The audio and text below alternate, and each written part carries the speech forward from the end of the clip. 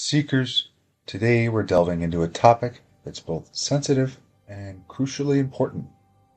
I want to start by stating my deep respect for the personal beliefs and convictions of each individual. My intent is not to diminish or challenge your faith, but rather to invite you on a journey of awakening and reflection. It's time we address a critical issue. This video is about uncovering truths, challenging long-held notions, and most importantly, it's a call for us to wake up to the realities of these interpretations and their impacts. Please stay until the very end and don't forget to comment, like, and subscribe. Hit that notification bell, take a deep breath, and here we go. At the core of evangelical missions lies a profound commitment, a dedication driven by faith in a selfless nature, with the aim of converting people and leading them to accept Jesus Christ. This zeal, rooted in deep conviction, reflects a sincere desire to share what is perceived as a transformative and life-affirming truth. However, the journey from this noble intent to its execution in the real world is fraught with complexities and contradictions that often cast a long shadow over the very mission they seek to uphold. The darker aspects of some evangelical practices have increasingly given religion a bad name. In their fervent adherence to the literal interpretation of Scripture, certain evangelists adopt approaches that starkly contrast with the compassionate and inclusive spirit of the teachings they profess to spread. They seem almost brainwashed by their own rhetoric, rigidly clinging to archaic interpretations of ancient texts, despite a growing body of scientific evidence and modern understanding that challenge these views. This dogmatism leads to a portrayal of a world embroiled in supernatural warfare and apocalyptic urgency, creating moral dichotomies that are stark, unforgiving, and often alienating. A particularly brutal and inhumane aspect of some evangelical approaches is the vivid and terrifying depiction of hell, used as a tool to instill fear and compel conversion. Evangelists often describe hell in graphic detail as a place of eternal torment, fire and brimstone where souls are subjugated to endless suffering. This tactic, which preys on existential fears, can be psychologically damaging, creating an environment of terror and anxiety, rather than one of love and acceptance. Evangelists may intensify this fear by personalizing it, suggesting not only the individual but also their loved ones, brothers, sisters, mothers, fathers, risk eternal damnation if they do not adhere to specific doctrines. The message often communicated is that failure to convert and adhere strictly to their interpretations of Scripture will result in not just personal judgment but also the unimaginable suffering of loved ones in the afterlife. This use of personal and familial bonds to propagate fear and compliance is particularly manipulative and distressing. This is a cornerstone verse for evangelicals, emphasizing belief in Jesus Christ as the sole path to salvation and eternal life. It underscores the love of God in sending His Son to save humanity and is often used in evangelical outreach. Gnostics might see this verse as pointing to the inner spiritual awakening rather than literal belief in Jesus. The only begotten Son could symbolize the divine presence within each person. Salvation in this view is about achieving gnosis, a deep mystical knowledge of the divine, which Jesus exemplified and taught. Or maybe he's the S-U-N. In stark contrast, spirituality, in its broader and more inclusive sense, does not adhere to such rigid dogma and doctrine. It represents a more personal and adaptable journey, characterized by an embrace of scientific understanding, ethical living, and openness to diverse mystical experiences and philosophical explorations. This form of spirituality aligns with a broader understanding of our place in the cosmos, valuing personal growth, intellectual freedom, and the interconnectedness of all life. The future of spirituality may lie in a consciousness that transcends traditional religious doctrines. It's not that the world awaits a fiery apocalyptic end as foretold in a literal interpretation of Revelation, but rather that we are witnessing the end of outdated modes of thinking and the emergence of a new global consciousness, or Christ consciousness. Biblical texts are increasingly understood not as the inerrant and direct words of God, but as human interpretations of divine aspiration, rich in metaphor and historical context. True spiritual enlightenment is found in a more inclusive, compassionate, and reasoned exploration of faith. In this context, it's understandable why many people turn away from religion. As it is often propagated, the stark truth is not a narrative of fear and exclusion, but a story of hope, growth, and the unification of humanity in its quest for deeper understanding and meaning. As traditional forms of religion struggle to keep pace with the rapid expansion of human knowledge and consciousness, a new form of spirituality is emerging, one that is more in tune with the realities of our modern world. This evolving spirituality is not about abandoning the quest for the divine at all, but redefining it in a way that resonates with our expanded understanding of the universe and our place within it. Adding to this evolving understanding is the insight gained from those who've had a near-death experience. Many accounts of NDEs describe experiences of profound peace, a sense of unconditional love, and encounters with a light that is often interpreted as a manifestation of a divine loving presence. These experiences frequently lead to a transformed understanding of life and death, emphasizing that we are essentially souls having a human experience.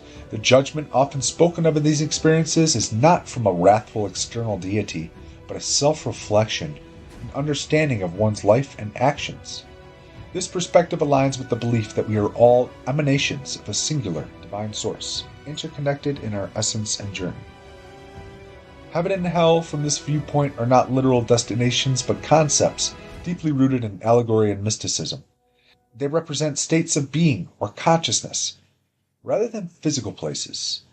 Heaven is often understood as a state of oneness, peace, and love, achieved through spiritual growth and understanding, while hell represents a state of separation, ignorance, and suffering. This allegorical interpretation allows for a more nuanced understanding of these concepts, integrating them with a broader, more inclusive spiritual worldview. As humanity progresses, the old ways of rigid, fear-based religion are slowly beginning to crumble, especially when they become so entrenched that they resist growth and adaptation. This resistance to change can lead to a form of spiritual stagnation, where individuals and institutions remain trapped in outdated modes of thinking and belief. The future of spirituality lies in an openness to new understandings and interpretations, a willingness to integrate scientific knowledge with spiritual wisdom, and a recognition of our shared journey towards greater awareness and connection. This evolving spirituality is not a rejection of the divine, but a reimagining of our relationship with it, in a way that honors our collective growth and the expansive nature of the universe. In the context of the Bible, it's crucial to understand its composition and evolution. The Bible as we know it is a collection of texts that were chosen from a much larger body of writings. Over the centuries, numerous councils and religious leaders made decisions about which books should be included in the canon. This process involved considerable debate and was influenced by various theological, political, and cultural factors. Many texts were left out, some were deemed heretical, and others were lost or destroyed. Many were burned. The books that were included were often edited and revised, leading to multiple versions and interpretations. This historical process highlights that the Bible is not a static, unchanging document handed down directly from a divine source, but a dynamic collection of writings that has evolved over time. It reflects the religious, cultural, and historical context of its authors and editors. The Bible contains profound wisdom and moral guidance, but it also includes contradictions and culturally bound perspectives that reflects the times in which it was written. For instance, the Bible contains varying accounts of creation, different genealogies for key figures, and divergent portrayals of God's nature. These contradictions are not just minor discrepancies, but are indicative of the diverse perspectives and theological understandings of its authors. Recognizing these aspects does not diminish the Bible's value, but invites a more nuanced and thoughtful engagement with its contents. Understanding the Bible in this light allows for a more flexible and open approach to its teachings.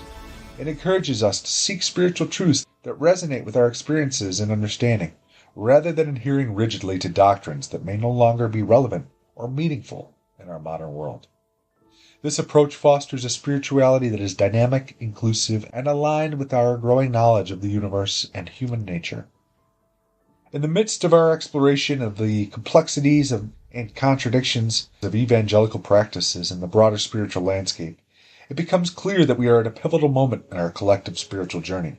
The stark truth is that the world around us, with its conflicts, injustices, and crises, can often resemble a kind of hell. Not in the theological sense, but as a reflection of human suffering and the consequences of our collective actions and beliefs. This observation is not meant to induce despair, but to serve as a profound call to action. It's a reminder that our beliefs and the narratives we subscribe to have the power to shape our reality. When we collectively invest in ideas of division, judgment, and fear, we see these patterns play out in the world around us. But this also means that we have the power to shift these patterns, to create a different kind of reality. The call to action here is to embrace a new way of thinking and being, rooted in compassion, understanding, and interconnectedness.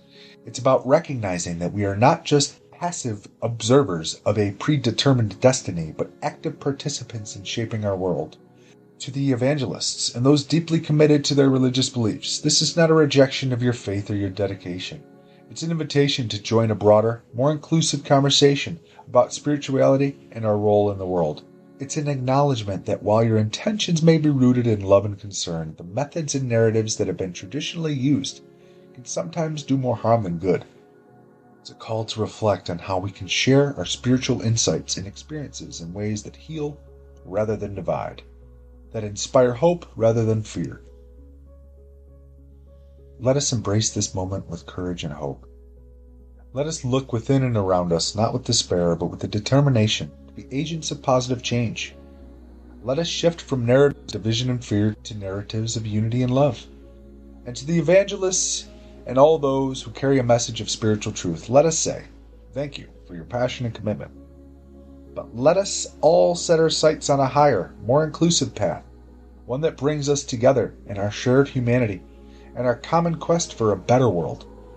God is within, not without. God's presence is an internal reality, a core aspect of our own consciousness, rather than an external, separate force.